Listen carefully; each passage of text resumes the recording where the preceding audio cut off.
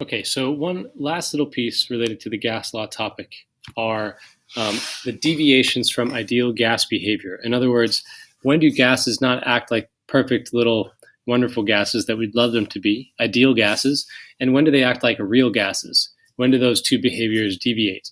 So we're trying to think about under what conditions will the assumptions about gas behavior probably not hold true. So if you remind yourself of the assumptions about how gas particles behave when we use the ideal gas law or any of these gas laws, we're saying that gas particles themselves take up negligible volume, so that gases are mostly empty space, that gas particles experience no attractions for other gas particles, and therefore they just bounce off of each other without really losing any energy. They move in straight line motion, and their average kinetic energy or their speed is proportional to their absolute temperature. The ones we're really going to focus in on, the ones that are truly assumptions that sort of break down under extreme conditions, are these two. Okay. Gas particles, while they basically take up a tiny, tiny, tiny amount of space compared to the overall volume of the gas, we know that at some point they do actually take up some space. They do exist. They do take up some amount of three-dimensional space.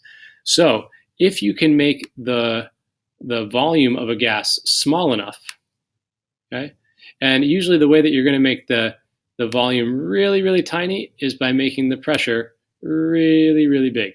So if you put gases under extreme pressures and you shove them into very small spaces, you start to see that their volume, the actual volume of the particles, starts to matter. It starts to have an impact on the properties of the gases, like the temperature that you might see, or something like that. We also, at this assumption, that gas particles experience no attractions for other gases. Well, that's true, or not true, but it's more or less true when gas particles are really far apart and when they are moving really fast. So if we can shove gases close together, which means increasing pressure, and if we can cool gases down and slow them down, which means drastically dropping the pressure, the temperature, we're going to see that gas particles actually do start to attract each other. We know that they eventually attract each other because they eventually condense and form liquids. But even before they condense and form liquids, the attractions that they have for each other starts to impact their properties, sort of their gas law properties of pressure, volume, temperature, and moles. So the conditions that we're going to think about for our deviations, if you look at the conditions, they tend to be really high pressure is a condition that's going to usually cause gas particles to not act like these perfect ideal gases. And really low temperatures is another condition that would lead to gases not acting like ideal gases. Shown on a graph, right, when you put really extremely high pressures on gases, what this is showing is this dotted line is if you use the ideal gas law and you plug in all the same values so that it equals 1 PV over nRT, right? If you were to rearrange, we know the ideal gas law is PV equals nRT. So what it's doing in this graph is saying, well, if we take PV and we divide it by nRT, then that should equal 1 at all times. That's according to ideal behavior. So if you actually look at gases, and these are all different gases like hydrogen, nitrogen, oxygen, ethene, and carbon dioxide. If you look at those gases and actually record, okay, here's their pressure under these different pressures.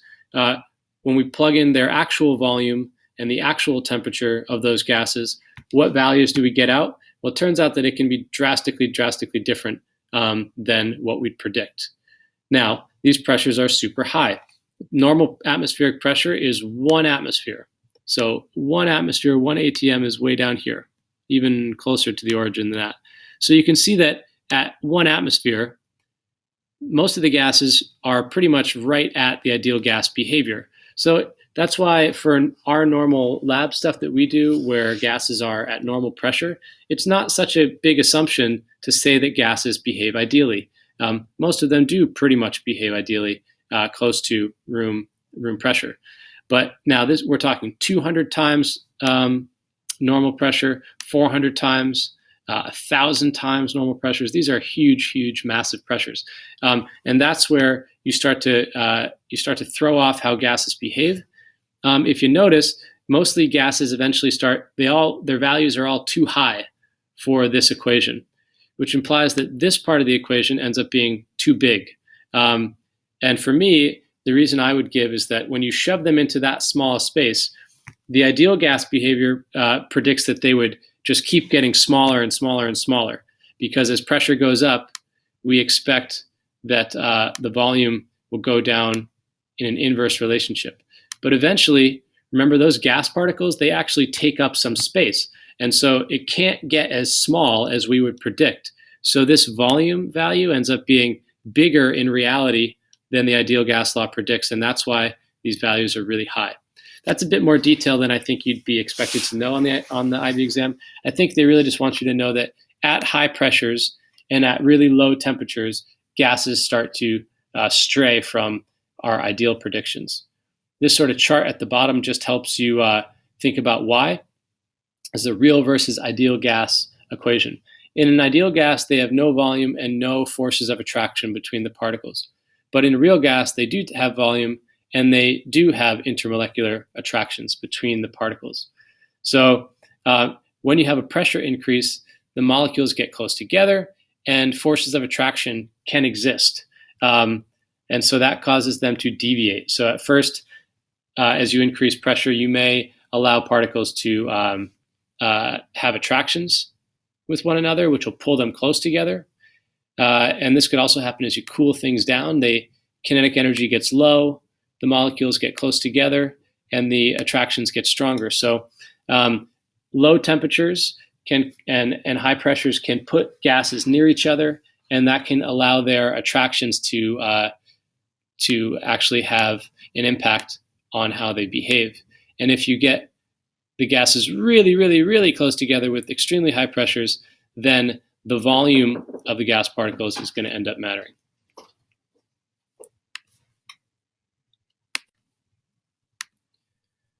Okay, so just to summarize, under normal conditions, it's pretty safe to assume that most gases behave like ideal gases. However, under high pressures, gases are more likely to deviate from ideal behavior. One, because the volumes of the particles themselves actually can have an impact on the properties of the gas, and or because two, the attractions between the particles can now have an impact because the gas particles are very close together when they're under very high pressures. The other condition that might lead to deviations in ideal gas behavior is very low temperature. Gases are more likely to deviate because the attractions between the particles can have an impact on their behavior because the particles are moving very slowly.